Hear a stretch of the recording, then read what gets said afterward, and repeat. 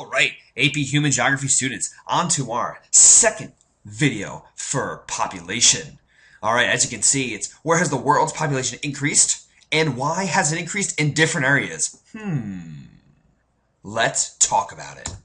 All right, so how do we determine if the population is increasing? Well, there's a number of factors, and the first one being the crude birth rate, right? And that keyword crude means that we're looking at it in a worldwide view.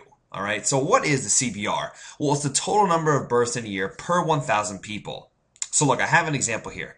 Let's say the CBR is 100. What that means is that there are 100 babies born over a 1-year period per 1,000 people. It's always going to be per 1,000 people in a 1-year span. All right, on the flip side, we have the crude death rate, or the CDR. You're getting to probably notice that there are a lot of acronyms, so just stay with me on that. What is the crude death rate? All right. Once again, total number of deaths in a year per 1,000 people. So the CDR could be 100. All right? Good. Keep moving on. Natural increase rate, or the NIR. It's the percentage at which the population grows per year. And you quickly can calculate that by subtracting the crude birth rate from the CDR. And that's how you get your natural increase rate. I know that sounds like a lot. All right? But don't worry. We'll talk about this stuff in class. Let's keep it going for now. All right. NIR. Look, in the 21st century, it's been growing by 1.2%. All right, so where are all these increases coming? Because they're not coming, these population increases are not coming everywhere, all right? And they're usually focused in LDCs, or less developed countries. You know what? In fact, 95% of the natural increase rate is located in these countries.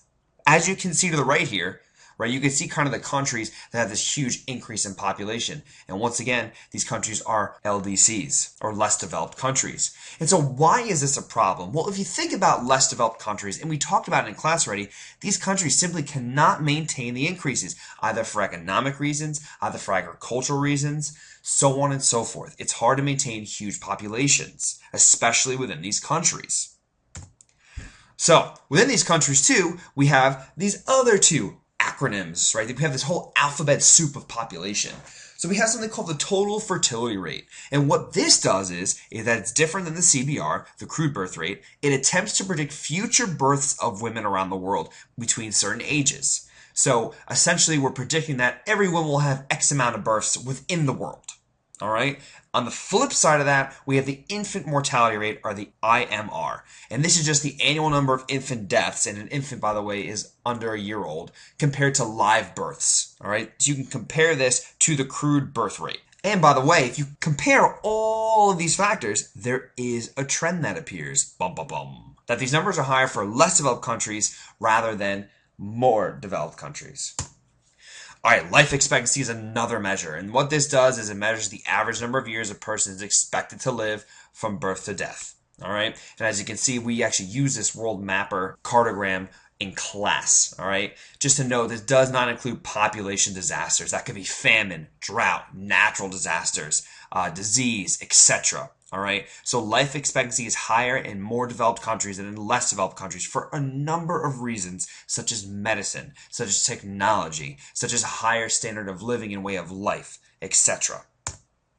All right, let's move into the demographic transition model. And essentially what this does is it targets where a country is as far as population growth is concerned. And then we can actually analyze through this model how the CBR, the CDR match up. These are the stages. All right, but before we get to them, let's talk about one thing. All right, why do these transitions occur? How does a country go from one stage to the next? Well, I listed 4 reasons here. One of them is new economic opportunities and technology. And if you think of agriculture and the Industrial Revolution, you could think of mass production. You could think of better ways to harvest goods, so on and so forth. These things help sustain a larger population. We could also look at social customs, and I'll talk about that more, but such as women going to work. We can also talk about medicine, right? Better medicine, people living longer. And then last, we could talk about government policies, all right? And government policies could range from a variety of things, such as China's one-child policy to a bunch of others that we will discuss more in detail. Let's get to the first stage now. All right. Stage number 1, low growth. Listen, it's characterized by a hunter-gatherer society. This stage has high crude birth rates and very high crude death rates. And literally the natural increase is about 0%. So there's no increase in population nor decrease. All right, listen, no country today is within stage one. All right, no country. Maybe areas are, but not a whole country itself. Keep that in mind. Let's move forward. Stage two is categorized by high growth. If you look at after the agricultural revolution, population began to steadily increase, and that's because, once again, you can sustain a population if you know how to produce more crops. All right, but then it really exploded due to the Industrial Revolution. Farmers could now produce more and harvest more with new machinery, right? Mass production. Then sewer systems were being built, and what this did is improve sanitation and personal hygiene, and that could fall along the lines of medicine and technology as well. And look, as a result, this is what happened. People were wealthier and living longer. So all in all, the crude death rate declined, the crude birth rate increased, and now the natural increase rate increased rapidly. All right, let's move on to stage three. All right, this is moderate growth, and this is what we're accustomed to today. Most of the more developed countries, the MDCs, all right, fit this stage. That's North America, Europe, Asia, all right, and actually most countries in Latin America. So the CBR rapidly declines, right? And so people just may decide to have less children. That's a social change. And this could also be due to economic changes, all right? So the CDR also declines, and therefore the natural increase rate becomes moderate, around that 1-2% range, which is where we're hovering worldwide as we speak.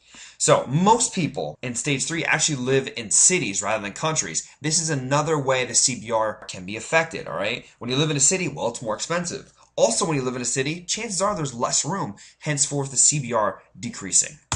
All right, stage four, which is now low growth. All right, and I talked about social customs and I get into it now. Social customs actually help explain this transition the best. All right, women enter the workforce in higher numbers.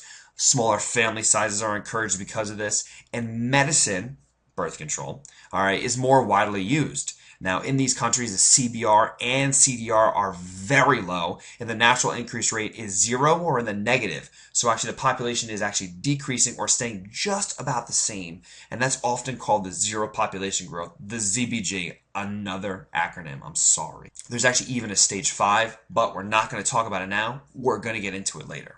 All right. I know I covered a lot, but we'll talk about this material for the next 3 days. All right? So, bring it. I'll see you in class.